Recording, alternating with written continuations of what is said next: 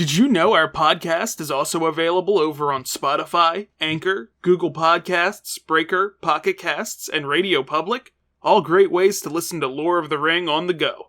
Those uploads are also sponsored, so listening over there is a great way to support the show as well. Links are in the description. You know, I try to keep my outfits kind of gender neutral, but I think I want to start dressing like Randy Savage in his prime. I think you should. Damn, your tag team partner GNC as fuck. You're insane!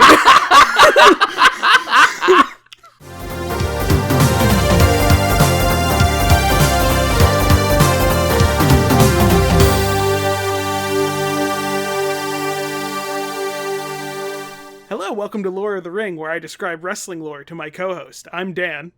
I'm Daphne. And today we have a special guest with us. Would you like to introduce yourself? Yes, hello, I am the gratuitous celebrity cameo. My name is AJ, or Artemis, and I'm here to help talk about who again, Dan? The Macho Man Randy Savage. Oh, yeah. Oh, yeah! Snap into a Clarifying Slim question before we start. Jim. Yeah. To be a gratuitous celebrity cameo, doesn't one have to be a celebrity? I am in my own mind. Okay, that probably counts. Extremely destructive burn, Daphne. Way to start it off. If you give me an opening, I'm going to take it. I think my pun record on this show alone has established that. So, Daphne, what do you know about the Macho Man Randy Savage? Oh boy. So I will admit that my knowledge of Macho Man Randy Savage is fairly limited.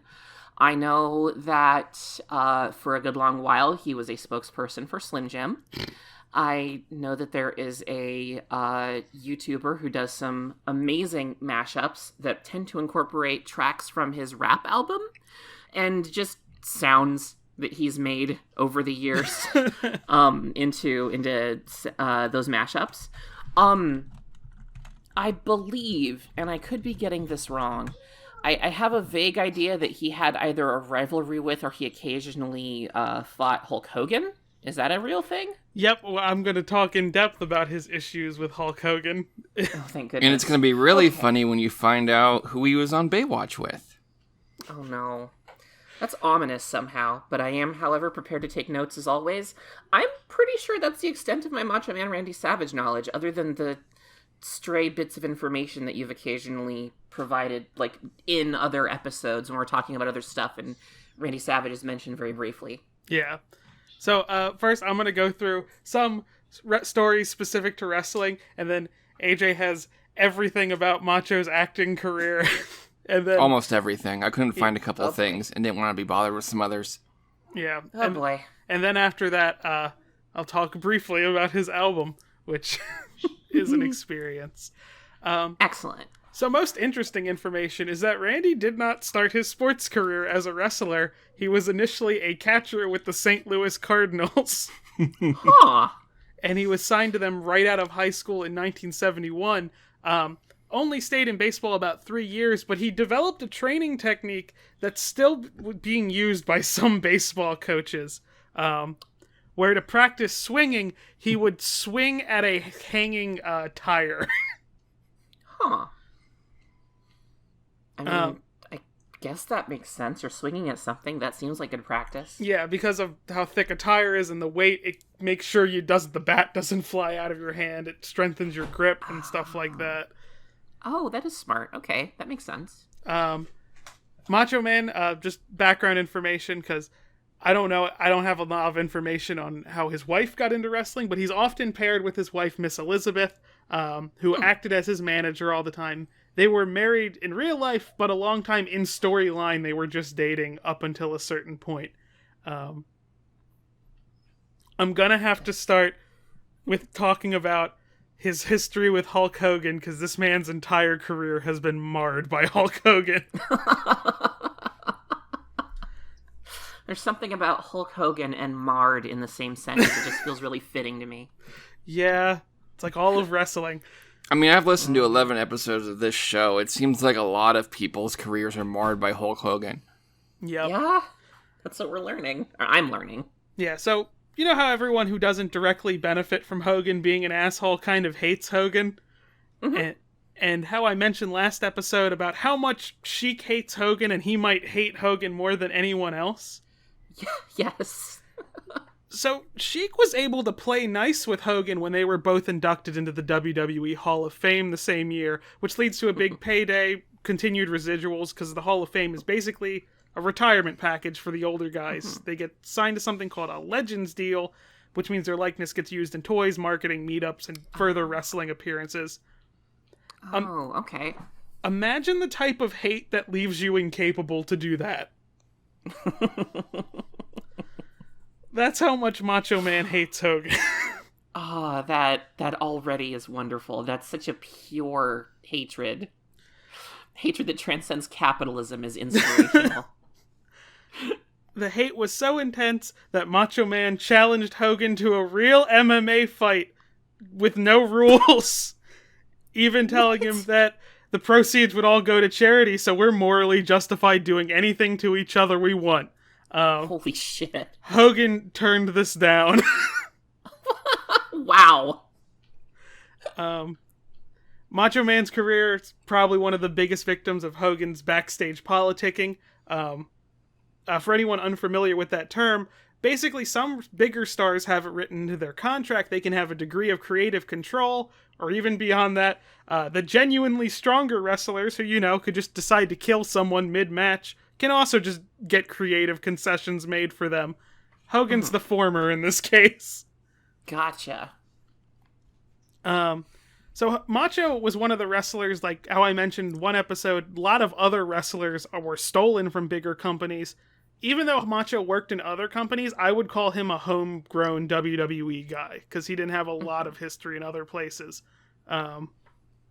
And he was billed when he came out as the top free agent in all of wrestling, essentially putting him on the path right to be Intercontinental Champion, which at that point was one of the most prestigious belts they had. So he went on to hold that title for about a year, a little over that, and a few brief feuds after that, but then we're basically putting him on path to be the top guy at that point. Hulk Hogan saw this coming and basically feared he'd lose his place at the top of the card. Oh, okay, that tracks. So he pitched them a team where they would be together. They would be built together as the Mega Powers. These characters were bitter enemies at first. They were constantly back and forth, but after Macho Man was attacked by a wrestler named the Honky Tonk Man, who is an Elvis impersonator, and two members of the Hart Foundation, who also started beating up Miss Elizabeth on top of Randy, Hogan came out and saved them, and then they became a team. Okay. This leads us to world title shenanigans, because we can't have Hogan lose his belt in a normal way, because Hogan refused to do that. God, okay. So Hogan loses his world heavyweight title to Andre the Giant. If you're going to lose it to anyone, why not go over clean to Andre? Because he's literally 7 feet tall. But no, this one involves not only the referee being bribed to make someone win, but twin referees who look identical. And it doesn't occur to Hogan at the time that they may be twins. He comes to the conclusion it must have been plastic surgery to make one referee look like the other. Of course. So that happens, where there's two twin referees in the ring, and then one of them, yeah, one of them always tells the truth and one of them always lies, right? That's... Oh no. Oh God. There are two referees inside of you. Oh God. I need surgery to get them out. This is worrisome. I'm sorry. That was a much cleaner joke than what went in my head. Oh. I was thinking in my rib cage, jeez. Are they both the same size as Andre the Giant? Jesus. No, God, no, this was little tiny man named Dave and Earl Hebner. They're just like two small little balding men. Like Hornswoggle size, or? No, they're about just 5'5". Oh, okay. Okay. So, night after, Ted DiBiase, the $1 million man who bribed one of these twin referees, tries to buy the title from Andre the Giant for several $1 million. All right. I'm assuming Andre rejected it because he wasn't paid in beer. Andre accepted it, but then the president of WWE, who is not Vince at this point, it's Jack Tunney, says, like, that's not allowed, and vacates the title. Can I ask, I have a dumb question. How was he gonna pay when he bribed him? Like, was this his briefcase full of money situation? I believe it was a briefcase full of money. Okay. The only reason I wonder is because if you're gonna bribe a shorter referee, you have to pay them in small bills. All right, I'm sorry. I'm done. Please continue. God damn it. My girlfriend's glaring at me over there. I need to stop. Oh my god. And you thought I was going to bring in the chaos. I still think that. So they start a big tournament. Hogan and Andre go against each other in the second round of the tournament, but it ends in double disqualification, which changes how WWE handles it several times. Sometimes they're just like, oh, that means the next match is a three-way. But in this case, it's just like, no, they're both eliminated now. Which, you know, there's no consistency when it comes to WWE tournaments. So that gives DiBiase a bye in the third round. And the final round ends up being between DiBiase and Savage. And DiBiase can't quite beat Set. I see that message you typed, AJ. I see that says... I'm not dignifying that. So the final round ends up being between DiBiase and Savage, and DiBiase can't quite beat Savage despite cheating, but Savage also can't beat DiBiase. The match ends when Macho Man's wife, Miss Elizabeth, runs backstage and gets Hogan, who comes out and hits DiBiase with a chair when the referee isn't looking. Macho Man hits the diving elbow, 1, 2, 3, new champion. This kind of steals the moment from Randy for his first world title. Well, of course it does. It was a chair. Yeah. Because it also makes it look like he couldn't do it without help. Because he's not even the one to deliver the chair shot. Mm-hmm. So that kind of steals the that moment between, and it becomes more Hogan's moment because it was Hogan saving the day. It wasn't Macho winning the title. Yeah. So this leads us to then what's called, you see it brought up a lot, is when the Mega Powers imploded. Gets talked about as this iconic moment because no small part due to Macho Man's performance and kind of like the slow burn they did of it, where they would like sprinkle in hints of them being unhappy with each other. It's hard to pinpoint exactly when it started because, like I said, it's like a slow burn romance or like a will they won't they romance when a team breaks up, because they do small hints and kind of like are testing like, how are people reacting to this? Is this positive? But I'd say it's for certain started at the Royal Rumble 1989 when Hogan accidentally eliminated Randy from it. Then accidentally? Macho was going after someone else, and Hogan accidentally knocked him off the apron and eliminated him from it. Okay, that's irritating. Yeah. And then in a later match, Miss Elizabeth was knocked unconscious when Randy was thrown out of the ring on top of her by another wrestler. Hogan rushed her to the medics ringside, but while doing that, left Savage by himself to deal with two opponents. Savage, furious over this, slaps Hogan in the face when Hogan comes back. And in a backstage segment, Randy accuses Hogan of trying to steal Miss Elizabeth from him, and that's pretty much really when they break up. Mm-hmm. Huh. So the twin referees thing never, like, that was just an extra detail, like, that they happen to be twins. There was no plot relevance to that. There was no reason that was a thing. So the referee was supposed to be Dave Hebner, but no one knew he had a twin. Dave Hebner was knocked out before the match and replaced with Earl Hebner.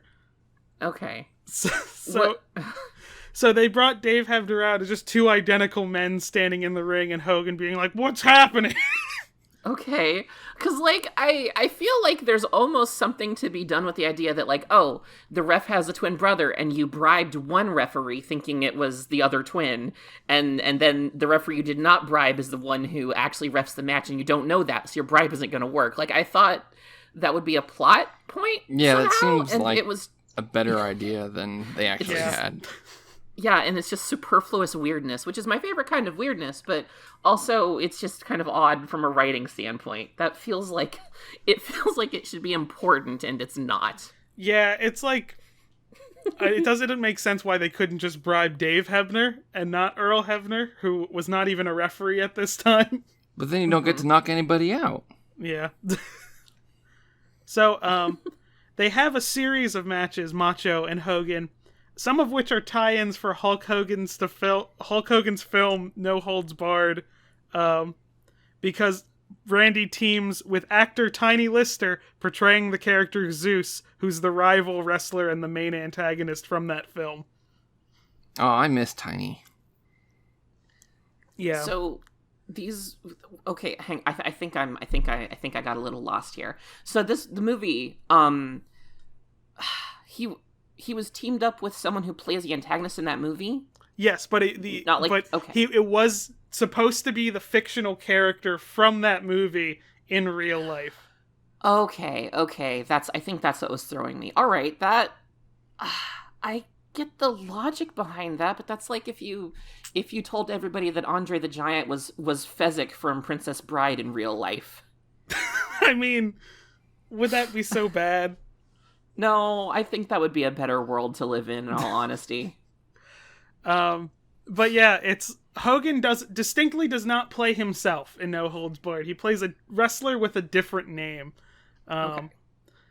Which makes it equally confusing because Zeus is like he was playing himself, and Zeus comes into WWE because he's mad that Hogan got more screen time than he did in the movie where he was the antagonist. So the character is real, but the character is berating the actor who was in the movie with him for getting more screen time. Yes. That's like in Looney Tunes Back in Action when Scooby and Shaggy are giving Matthew Lillard grief over his playing him in the live-action Scooby-Doo film. It really is. And it's funny how quickly Macho Man has already been lost to this plot. He's just here. They didn't even prep him. He's just there. Spike the audio there. No, I mean, I spike the audio all the time. I've done that 10 times. It's a tradition. Yeah. If it's not our laughter, it's just us shouting. So it's very frustrating. So you see this is the point where most people call it's Randy's golden years of his career. And it's well-deserved because he's clearly defined style, excellent on the microphone, quick in the ring. But when you evaluate the narrative purpose he served, it was to maintain Hogan's image. Yeah. So we're going to get into a short section now going over kind of how Macho Man was quote-unquote retired from WWE. Okay. So at this point, he becomes the Macho King Randy Savage, or sometimes just the Macho King. And he goes full villain at this point. They have a coronation episode where they crown him King of the World Wrestling Federation. Ooh. He also breaks up with Miss Elizabeth and gets a new valet named Sherry, who's just mean by comparison. He gets into a feud with the Ultimate Warrior, who, like Hogan, was a wrestler that not many people have nice things to say about. But since he passed away, most people remember him much more kindly. But WWE had put out a smear DVD on him in 2004 called The Self-Destruction of the Ultimate Warrior that made him look unmanageable to work with. What was the point of that? Because they were angry at him. Oh my god. That smells like Vince. Yep. Yep.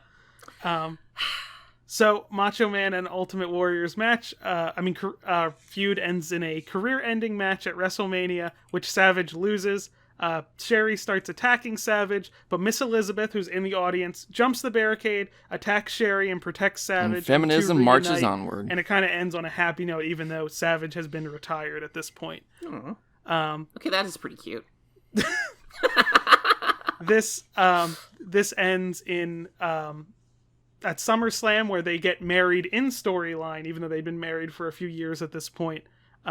And it's one of the few marriages that take place in a WWE ring not to end in tragedy.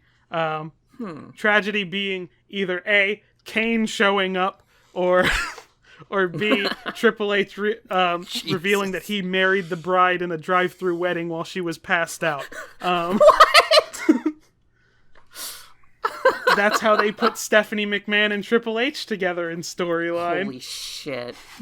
Well, now I want to get married in a WWE ring. I mean, that just seems like the ideal. Kane shows up. He does, but he's just officiating. It's fine. Oh, God. My So, girlfriend's shaking her head at me very adamantly. so this kind of ends... Oh, she's a Sting fan. I haven't talked about Sting to Daphne yet. We'll get to Sting at some point. I don't know Sting. I know the musician. He is not a musician. Yeah. Okay. Unless his instrument is pain. Yep. And the only thing he knows how to play is a baseball bat. But anyway. Yeah, I was just gonna say. So this kind of ends Macho Man's career for a while, and he instead becomes the color commentator, usually opposite Vince, who was play-by-play at that point. Mm-hmm. So those two voices together, just picture that in your head.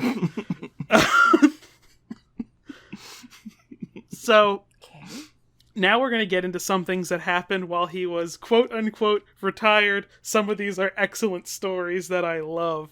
So if you watch WrestleMania 9, you'll notice that Hogan wrestled that entire event with a black eye. Oh, okay.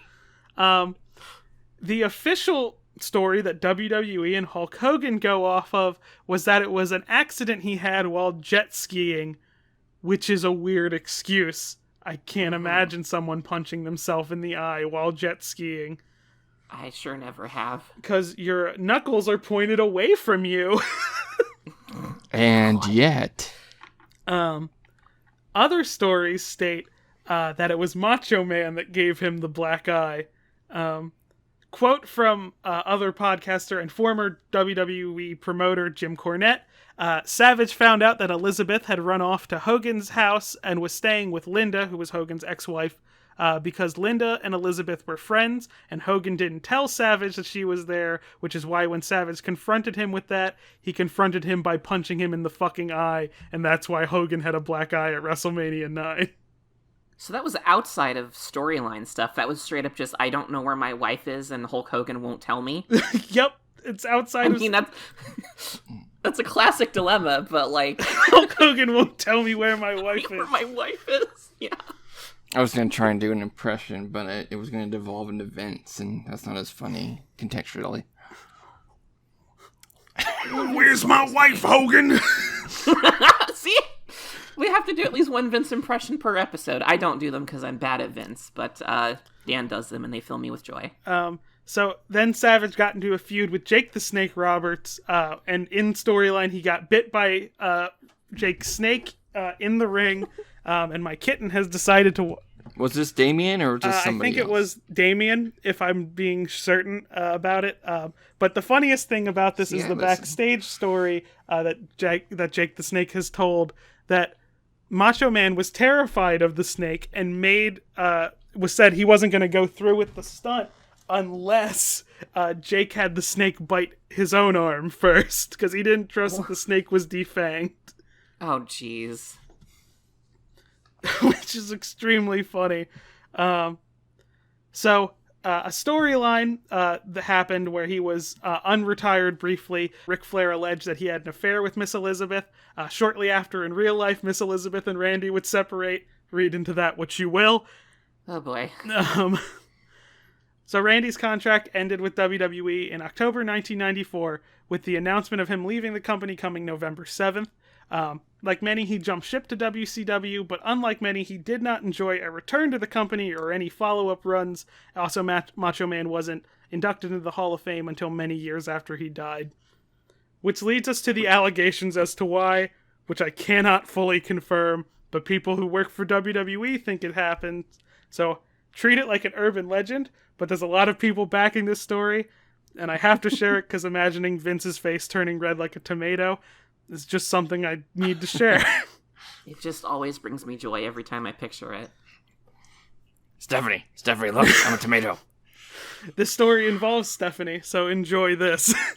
Oh boy. So, a lot of wrestlers say in 1993 that Stephanie McMahon, Vince's daughter, began heavily flirting with members of the roster, and that she had a thing for muscular older men. Mm-hmm. Also, it's reported that Randy wasn't great with girls, Hogan stating that Randy was shy around women, and wrestler Scott Hall, who, Daphne, you'll remember as the person in the framed portrait in one of those mystery boxes from an earlier episode. Oh, yeah. Recalled that Randy said, "It's not fair that Hall and Nash get all the pussy." So the theory goes is that Randy and Stephanie started having an affair, and when Randy was worried Vince was going to find out, Randy quit. Oh, God. In the year 2000, Randy teased a WWE return, but Vince allegedly warned his staff not to mention his name in his presence. Oh, God. In 2001, Vince stated, "I do not wish to do business with that man," in regards to Macho Man. He said this on the record in an interview. Triple H was once asked his opinion on Macho Man, and Triple H said he was, quote, "great but a dinosaur." Taking offense to this, Macho Man threatened to slap Triple H around and said, quote, "When you blink, I'm going to steal your girlfriend. How's that? I'm going to take your babe. I'm going to take Stephanie McMahon and take her for a ride around the block. I might give her back, but I may not." Jeez. All right. Dave Meltzer of the Wrestling Observer newsletter, who gets a lot of insider information, said he initially didn't believe this, but after speaking with WWE higher-ups, he now believes it. Oh my God. Considering the fact that Hall and Nash left for WCW incredibly abruptly, and Hogan went too, and almost put WWE under when he did, they all got to come back. Bret Hart destroyed equipment, spit in Vince's face, and punched him in the face. He got asked to come back. I would say it'd take a lot for someone not to be asked back. Yeah, agreed. Also, incredibly funny that once Stephanie took more creative control, we started seeing a lot more of Randy in advertising and iconography. Okay, I guess that is pretty telling then, yeah. So what do you think? Do y'all think that Randy slept with Stephanie McMahon? I think so. It's a definite possibility. I mean, I'm getting... it seems extremely probable based on admittedly circumstantial evidence that we're being presented with here. It would not surprise me one bit. It's incredibly funny to me, imagining how pissed, just how fucking furious Vince would be. Anything that makes Vince angry is welcome. If there's even a 1% chance that Randy fucked Stephanie, we have to take it as an absolute possibility. God. Okay. God. All right.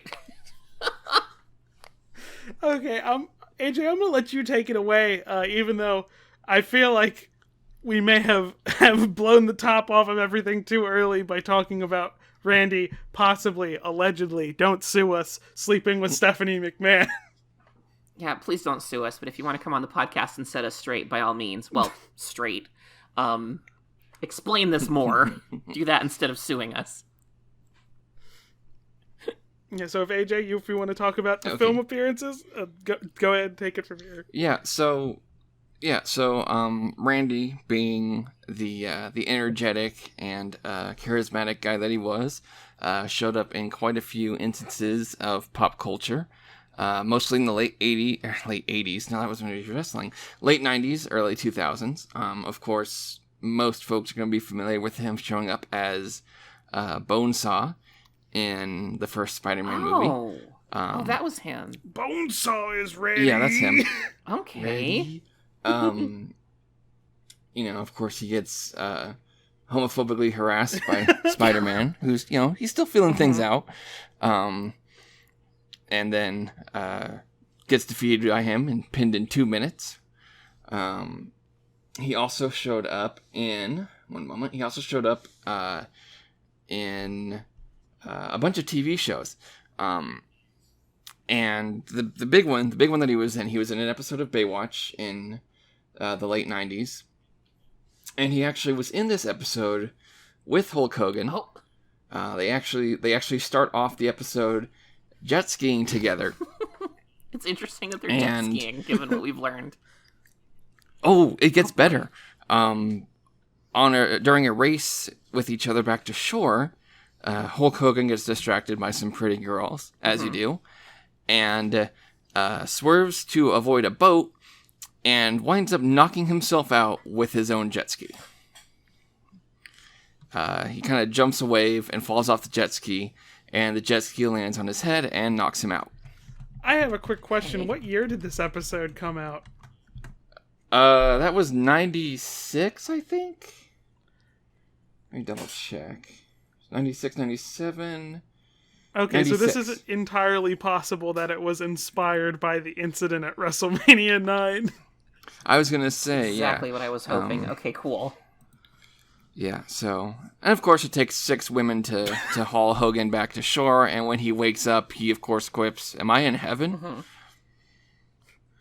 So the reason they are in Baywatch territory, Randy and Hulk, they're to visit a community center that helped them out when they were kids and kept them off the street, and they find out that said community center has been purchased by Ric Flair.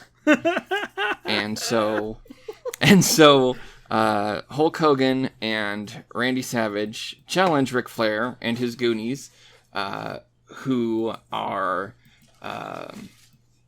Big Van Vader and Kevin Sullivan, who at this point was going by the Taskmaster. Okay.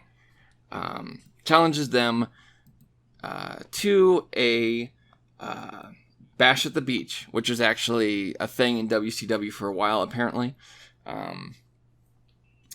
They basically set up a wrestling match with ownership of the community center and the WCW title on the line. Okay. And the actual wrestling match with Ric Flair was with Randy. Randy handily defeats him before Hulk Hogan defeats Vader, and they win the day. So that was the episode of Baywatch. This is all undercut, by the way, with a skin cancer subplot. So that's quite the emotional whiplash in 45 minutes. It's almost like The Room, where there's a cancer subplot that just really makes everything totally bizarre. Okay. I don't think a throwaway line counts as a subplot. I mean, I'm being charitable when I say this about The Room, but it's what it made me think of. I do appreciate that capitalism is the villain here. That's always my jam. Yeah, apparently, I'm reading here, apparently Ric Flair and Randy Savage had a thing against each other for quite some time, so that adds a nice bit of context to that episode. Mm-hmm. His first, major movie role was actually as himself briefly in the movie Ready to Rumble, which I really hope we get to talk about together one day, because I like that movie a lot. He shows up as himself during a fantasy sequence and helps Jason Arquette beat up a convenience store clerk, who probably wasn't even supposed to be there today. Oh my god. I think that's a different guy. It is a different guy. He also showed... He actually, like I said, with Randy being who he was, he did a lot of voice work. He was the intergalactic fighter Rasslor in a Dial M for Monkey segment during Dexter's Lab, back when Dexter's Lab was intercut with either Justice Friends or Dial M for Monkey. Oh my god, I forgot about that. He actually gets full on xenophobically harassed by Major Glory. I think it's something to do with a green card. I can't remember. I should have screenshot it.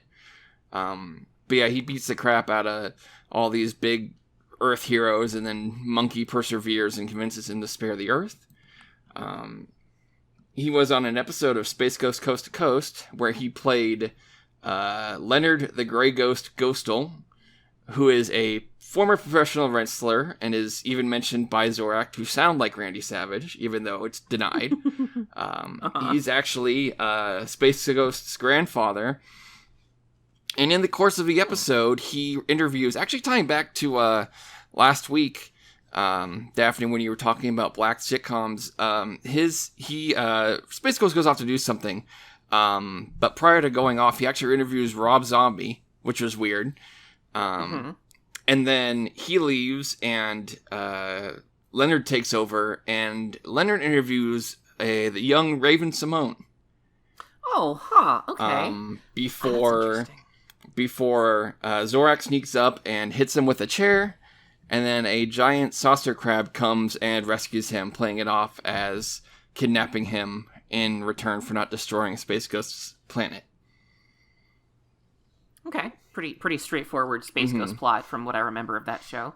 Yeah, it's funny because, like, I think I'm just used to people like John Cena and The Rock doing slightly wrestling adjacent things where, like, they're very physical action hero roles, but they're not actually themselves. Randy did a lot of acting where he was just himself. There was an episode of Mad About You where he shows up briefly because there's a subplot with Jeff Garland's character trying to get into wrestling. So, his first real big professional match is against Randy Savage, and Jeff Garland's character adopts a persona of Gorilla Boy, which is basically like a reverse Tarzan, a gorilla that was discovered in the jungle and brought to New York and trained how to wrestle. And at one point, Randy utters the phrase, "This monkey's dynamite," when when Jeff Garland has him in a leg lock. He was in an episode of Arliss. Actually, there was another thing too, because I meant to revisit the episode that you guys mentioned this, but the episode of Arliss, he shows up because Arliss is a show about a sports agent who's kind of a scumbag, and his latest client is a hockey player who gets thrown out of the league for being too violent. So they think, hey, let's make him a professional wrestler. So Randy shows up with a couple of other people and shows him the ropes of wrestling. They're right around the ring. It's easy to spot. Anyway, at one point, they're explaining this story, and they'll explain how the former hockey player will get the advantage over the opponent, but then spare him to kind of win him over with the crowd, which is something that you guys have touched on before in terms of like storytelling and things like that. But what he does is he gets booed for showing weakness, what is perceived to be weakness, and instead he pins the opponent and winds up getting thrown out of the wrestling league as well for not following along with the story. So it all I like how it all ties together. He also had cameos on the Jeff Foxworthy show and the Weird Al show. Again, mostly just doing Randy Savage things, briefly showing up for wrestling stuff. I think that's funny about the Weird Al show is it's in an episode where Al gets robbed and all of the stuff in his underground treehouse thing gets stolen, and Randy just kind of shows up to try and like get his spirits back, and then Al's hamster defeats him in the ring in about 15 seconds. So this is specifically, he comes back to cheer him up. You're not solving a mystery with Randy Savage. He's just right. Be like, yeah, don't feel bad, and then exactly. Leave. It's like you got to get out there. You got to get back on the streets. You got to that kind of thing. He's trying to hype Al up, and he challenges Al to a wrestling match. Al sends in his hamster instead, and the hamster defeats him after a cutaway to Al reacting to wrestling noises, and he cut back, and Randy is face down, and the hamster's on his back. Motivational speaker Randy Savage. Yeah, I mean, I'm down with that. I like the idea of him popping up to give characters advice and then travel onward. I will say, I like the concept of Maxwell Hardy and Weird Al Yankovic's hamster tag team. Oh, yeah. That'd be really good, actually. God. A couple of cameos that he apparently has that I could not be bothered to fully track down. Apparently he shows up in an episode of Walker, Texas Ranger, not playing himself, but playing like the head of like a corrupt wrestling ring in a prison. I thought that would be pretty easy to find, and it wasn't. And I'm like, it's Walker, Texas Ranger. I can't be bothered. I think that's totally fair. Yeah. He also shows up apparently in an episode of Duck Dodgers where he plays a character named Master Sergeant Emily Dickinson Jones. And while that name is funny in its own way, I think you can put two and two together and guess what the whole joke there would be. I'm a little afraid to. Yeah. The last major voice role he had was in 2007. He was in an episode of King of the Hill where he played a character named Gorilla. basically what happens is Bill, who in the show is a military man and is, of course, quite overweight. Every year in the military, I think it's every year, I could be wrong, it's been a while, they have, a physical fitness exam, and Bill is concerned he's not going to be able to pass it and get kicked out of the military, which is a big deal to him. And he winds up with a personal trainer voiced by Diedrich Bader, doing his Diedrich Bader voice. And then Gorilla is one of the other trainers that helps Bill lift weights and help turn him into an asshole. And, he's just there to have his Randy Savage voice. Huh.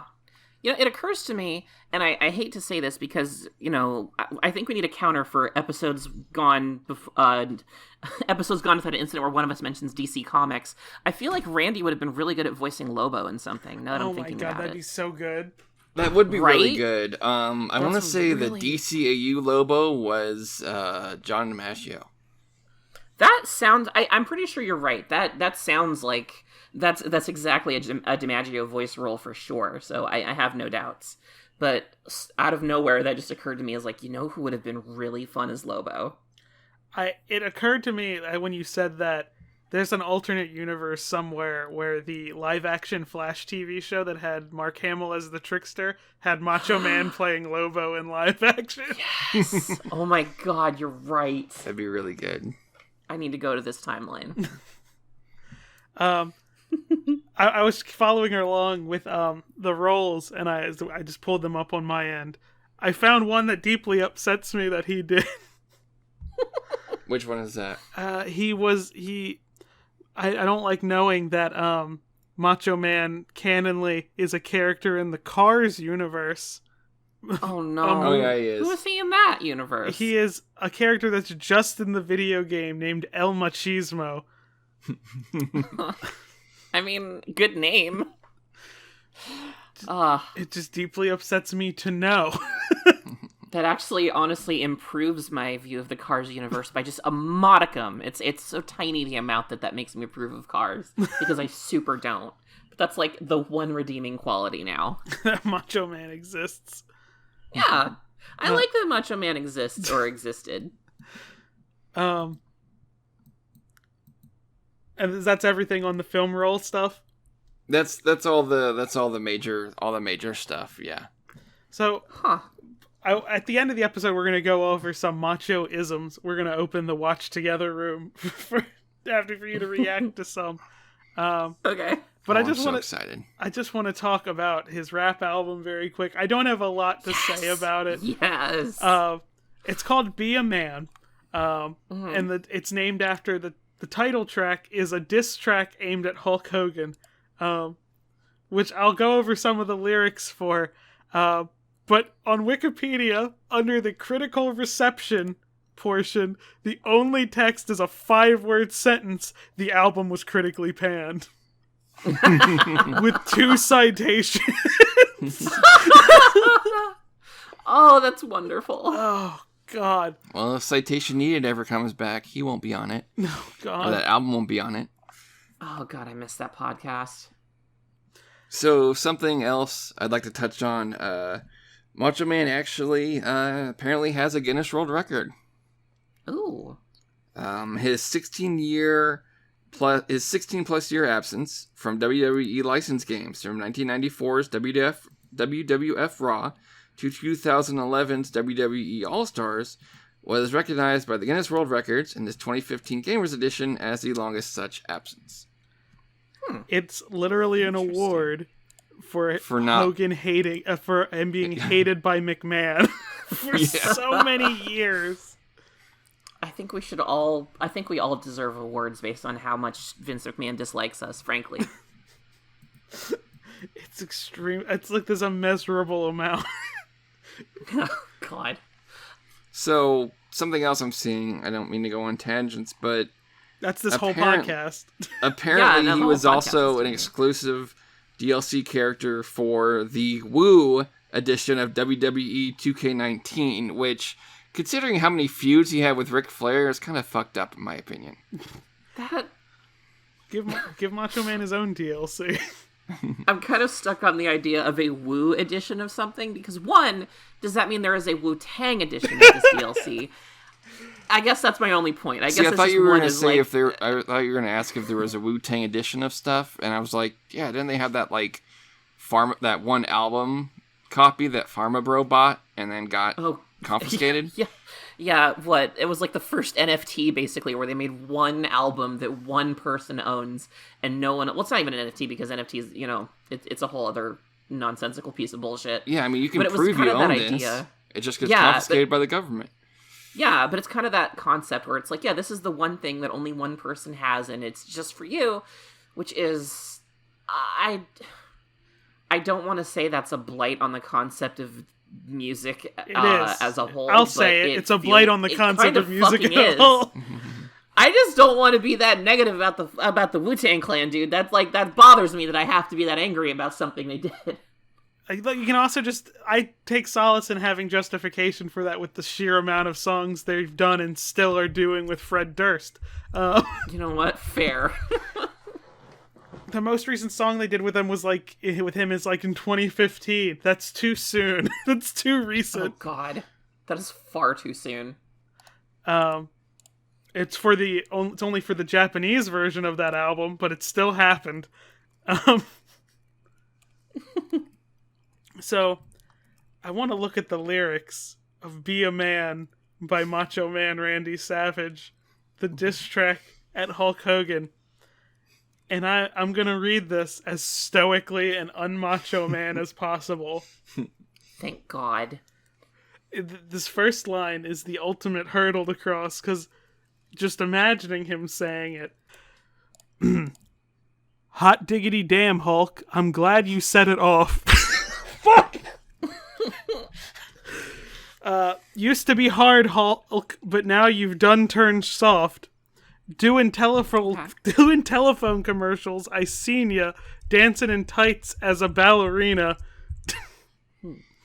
The telephone commercial, I'm realizing, is the Alf commercial I showed you, Daphne. Oh my God, you're right. God, it always comes back to Alf. I'm furious. It's always back to Alf. I mean, it's interesting he's using a slant rhyme scheme for this so far. Yeah. There's a lot of assonance that's coming into play with how he's doing this. It's real. He changes the rhyme scheme halfway, or no, he messes it up because he rhymes fast with past, but there's like an extra syllable, so he fucks it up. Jeez, God. Oh, the diss is about him.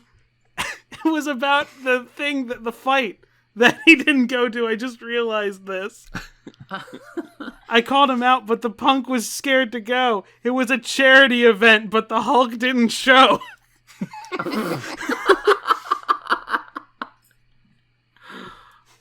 Hollywood Hulkster, you're at the end of your rope. I'm gonna kick your butt in and wash your mouth out with soap. Cause like Rodney Dangerfield, you gets no respect. But so come on, Hulk. Let's wreck so I can put you in check. Wait, who are you talking about last episode that was like Rodney Dangerfield if you would just start beating the shit out of people? Dusty Rhodes. Oh, God. Oh, Dusty I remember.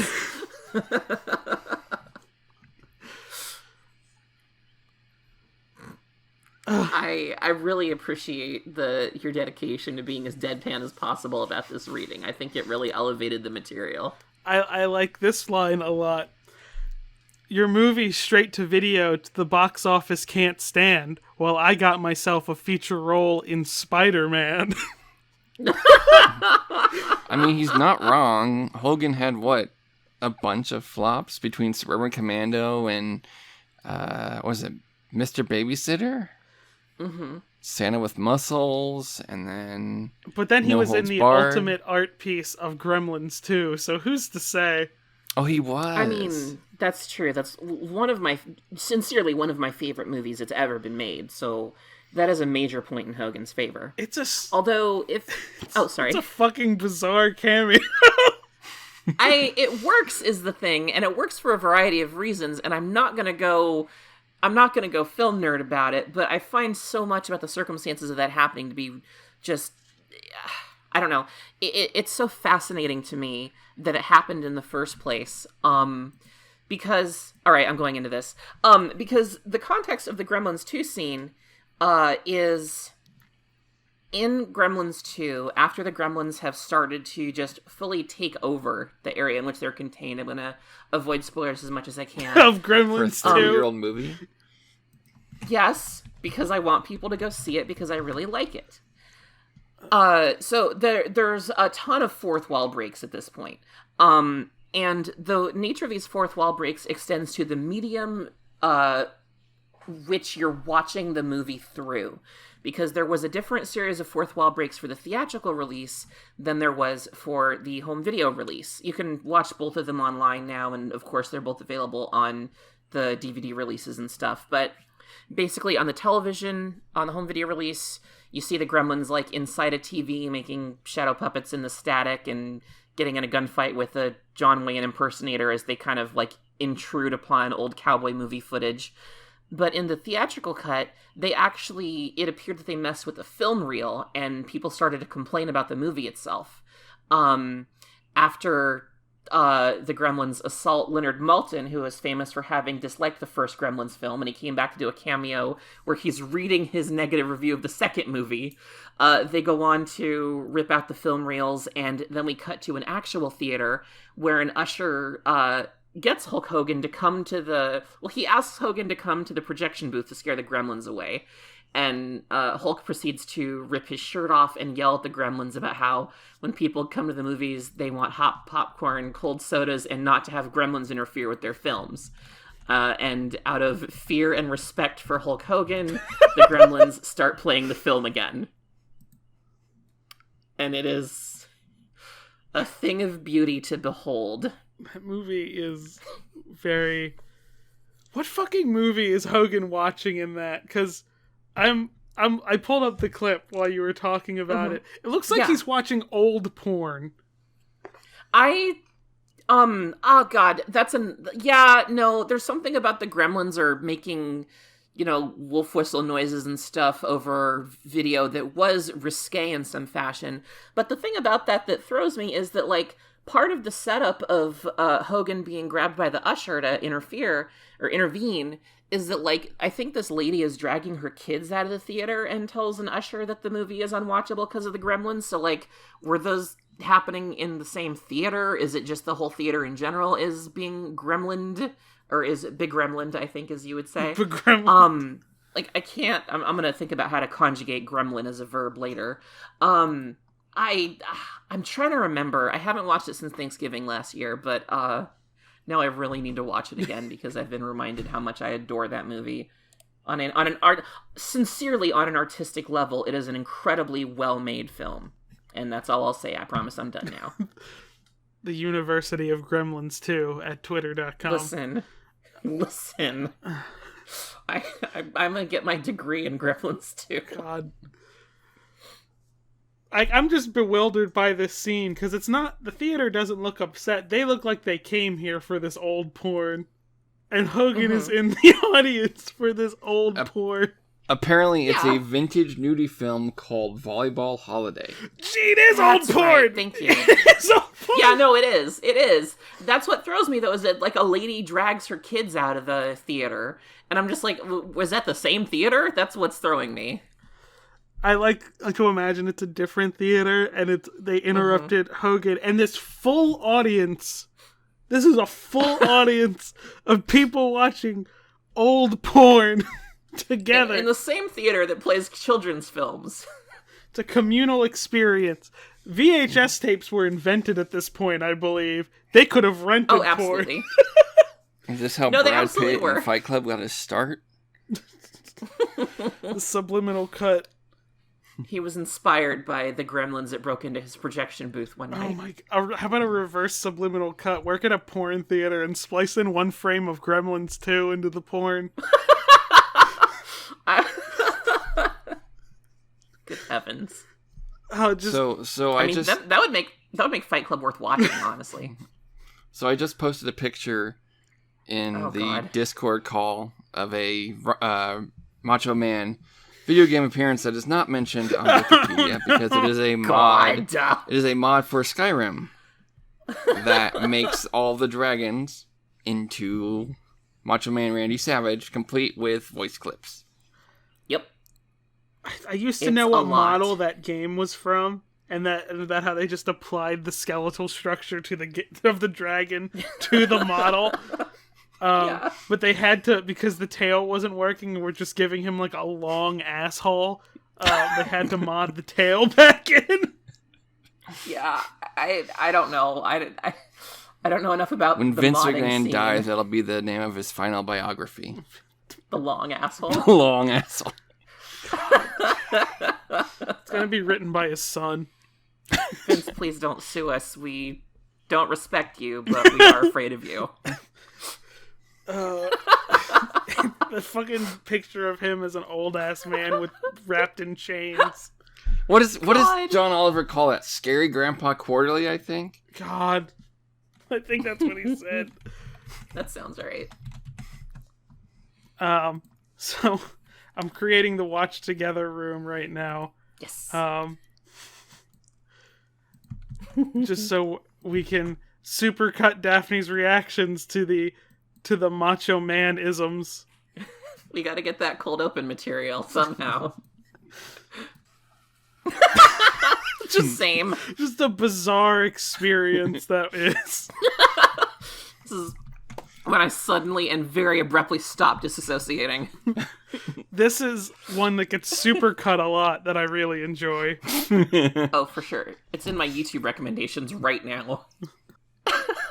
Gene doesn't know where to keep his microphone. Justifiably in a situation I would rather not be in. What does that mean? It's really interesting how where do you get that other one? Commas. He just has a lot of different ones. He just has them. What's he got them tucked in his sleeve like fucking cards? It's intriguing to me that he's able to speak entirely without commas. Outside interference. He's got another one! He has another one! I was hoping he'd have one more. Balances it on his head, and it's gone. Did you see it scare him? Yup! Renowned sleight of hand magician Randy Savage. Randy Prestidigitation Savage. Wizard. What?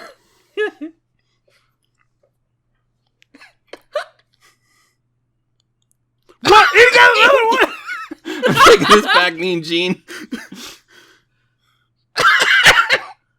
Pure rip, yep. What was with the Twin Peaks backmasking at the end? Randy, what?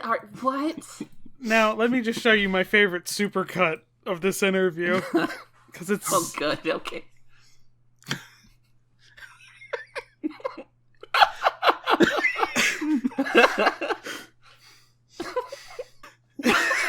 What is this? A is for asthma? God. So, it's... So, several months ago, no, I promise this is related, I apparently, fell asleep with my phone unlocked, and I guess I keep my phone, near my pillow, if not on it, and I apparently rolled around in my sleep enough that I, sent a couple messages and tried to open a Facebook call, and that video is what I think anybody would have heard, or any message I would have received from, my autocomplete just going insane as my face smashes into my phone. It was the same level of coherency as Daphne asleep at 4:25 a.m. I just like that how many times he turned around in the interview. He's just rotating. Wait, did you someone else put this in, or does this automatically move ahead? No, that's me. That's me. Okay. This is Artemis. Oh, thank God Slim Jims are in this. You know, I try to keep my outfits kind of gender neutral, but I think I want to start dressing like Randy Savage in his prime. I think you should. Damn, your tag team partner GNC as fuck. You're insane! This is pretty solid, I have to say. Look at this. Look at this outfit. This is amazing. Yeah, it's pretty good. Now, see, I don't know if there's ever been any, actual mentions of him having drug use, but, I believe it. Most people had drug issues back then, and being that he died of a heart attack at 58, probably. Yeah, most likely. I have a video to contribute when this one is done. Yeah. I figure I might as well. Killed by the curiosity. This one must be from when he's like... When he's challenging Hogan, I recognize the outside of the building. Oh. It's in like a cryptid parking lot with a brick building. God, all these clips of him attacking the camera. This is what I'm going to see before I die. Inspirational. Indeed.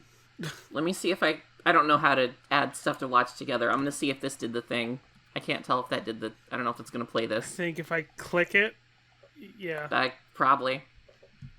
Alright, so this is one of those mashups by this artist who always works Randy Savage in. And it's just really fucking good. I heard him. Did you hear it? I heard him. He sneaks in a lot of "ooh yeah" when he edits. This is the same person that did the Monster Wop, right? Yeah. I love the Monster Wop. This one's my personal favorite of his songs. Yep. That's what I say. I'm picturing that all of this person's mashups are like he wakes up in a sweat and he's like, I have it. Just frantically dragging audio samples together. This one's a little... Listening to it, it's a little light on Randy Savage audio. Some of his older ones have like full several verses that are just Randy Savage. But I just still there's so much that goes into this that I just adore. The construction of music is so fascinating to me. So I really just wanted to share it. I like that. The video construction is equally funny. Yeah! You just gotta put Space Jam in there. Hey, it makes it topical. Oh, hey, it does. Oh, no. Cinco seis. We're gonna end up talking about another WB property, aren't we? I heard him. Yeah! I heard him through the distance.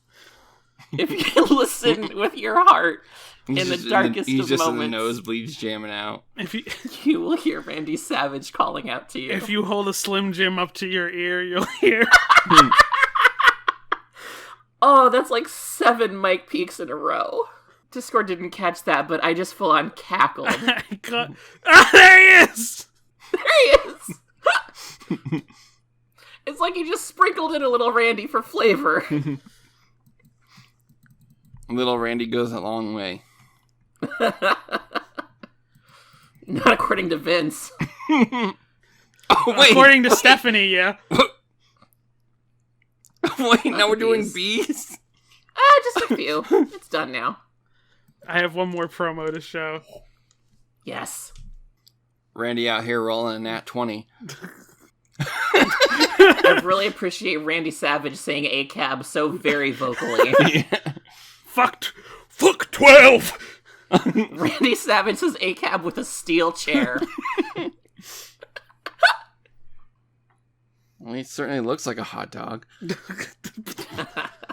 Or a Slim Jim. Hulk saying ACAB for now. Yeah. Until it benefits him. He can have a couple good moments. What? That fucking cut. It's so brief. It's so fast. It's like these are flashbacks and not cutaways. He's got PTSD. This is like his Firefly Funhouse episode. God. What a fucking dream match. Right? Macho Man must attest for his sins in the Firefly Funhouse. Got one more. He's about to cry at the end.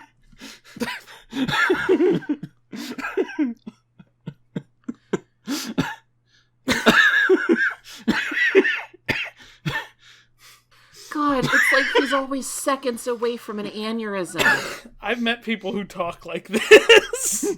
Oh, my goodness. So, what do you think of Macho Man? Daphne? I mean, I always thought he was pretty fucking cool, and now he's really fucking cool.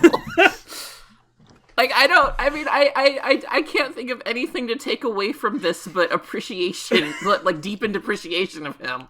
Like, he's not quite the Renaissance man that Mick Foley is, apparently, but yeah, he's definitely one of a kind. yeah, but you know what? I mean, not everybody is Picasso, but there, you know, Monet exists. There are other great artists out there that reach other levels, doing something different with the same concept. I think that Mick Foley and Randy Savage can coexist quite nicely. I'm very grateful for both of their existences. The Mega Powers too.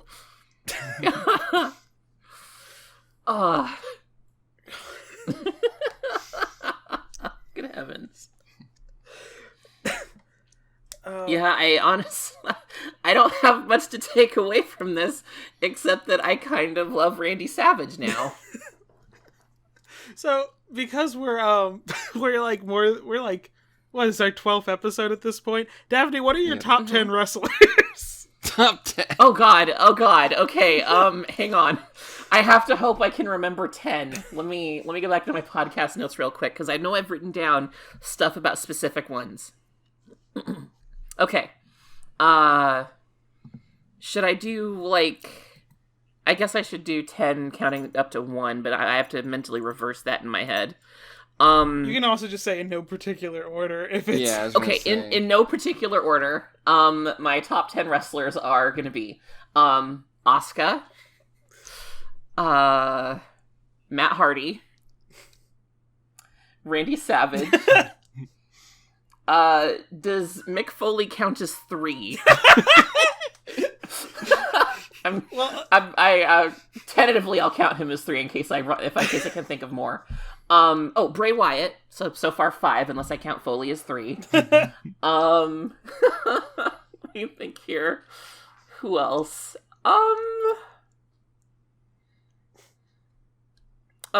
Senior Benjamin. I mean, come on, he had to be in there somewhere. Senior Benjamin. No! Senior Benjamin. I'm also going to say Hornswoggle, because I did come out of that episode with a very, very deep appreciation for him and the bullshit he put up with during his time. Gosh. Undertaker. Undertaker, definitely. I'm still thinking about the American Badass intro where he just, like 12 different wrestlers ran into the ring with him at once to start wailing on people, because that was marvelous. Who was the Japanese wrestler that gave birth to an egg? Oh, yeah. I have to check my notes for that. I forget her name. Yeah. Was it Yinling? I think it was Yinling, the erotic terrorist. Yeah, I think Yinling should be on this list as well. We haven't done a ton of talk about female wrestlers yet, so I'm still kind of feeling out which ones I like and don't like. But I'm going to end my list with Alexa Bliss at, in no particular order. She's the 10th I've listed out of 10. That's my wrestling top 10 for right now. In order of Subject remembering. to change. In order of remembering. That's why Asuka was first. You're always thinking about Asuka in some way. I am never not thinking about Asuka.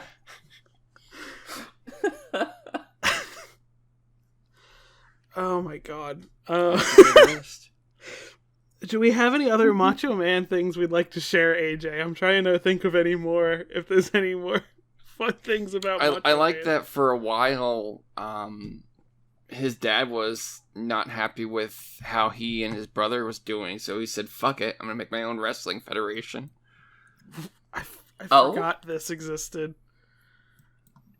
He made his own wrestling federation? Yeah, for a while, Randy was wrestling with his dad and his brother, and his dad was mad that his sons weren't getting enough attention, so he made his own outlaw wrestling federation. I forgot about this. And then eventually it disbanded and merged with Jerry Lawler's federation. Huh. I had no idea that was a thing. Jerry Lawler, you would remember as the one who said, is she gonna breastfeed with those? The baby's gonna get powdered milk. Yeah, God, that is what I remember. Oh my God. This is also, it's also apparently where he met Miss Elizabeth, so that's neat too.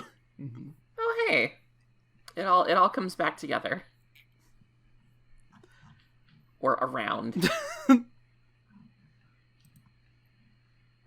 Oh, another thing, and I think Daphne will appreciate this the most. So Randy Savage's birth name is Randall Mario Poffo. And the Macho Man nickname was adopted after his mom read a article in Reader's Digest predicting that the phrase Macho Man will become the next hot term. Is this before or after the song with that title? This is mid-70s, so probably around the same time frame. Okay. I want to be a macho man. That was the Village People song from 78, so maybe that was a very prescient article. Yeah, it probably was. I mean, it being a song by the Village People would explain why his outfits look like that. Yeah, it would, wouldn't it? Mm-hmm. So I think we've covered all the super pertinent details about Macho Man without getting into WCW, because that's a whole episode on its own. With yeah. But next episode, where I'm making this up as I go along. I haven't decided what next episode is, but we're changing schedule because I've been editing at midnight every night. So we're just going to do it every 2 weeks now instead of every 1 week. Self-care is important. Yeah, I don't want editing this show to kill you, because then we can't do this show, and also you are my friend, and I would be sad. The second one is the lesser one out of the two. No, don't you dare. But yeah, we'll see y'all next time, and see y'all later. Have a good night, everybody, or whatever. I don't know what time it is you're listening to this. Whatever. Goodbye, everybody. Oh yeah! There we go. Oh yeah!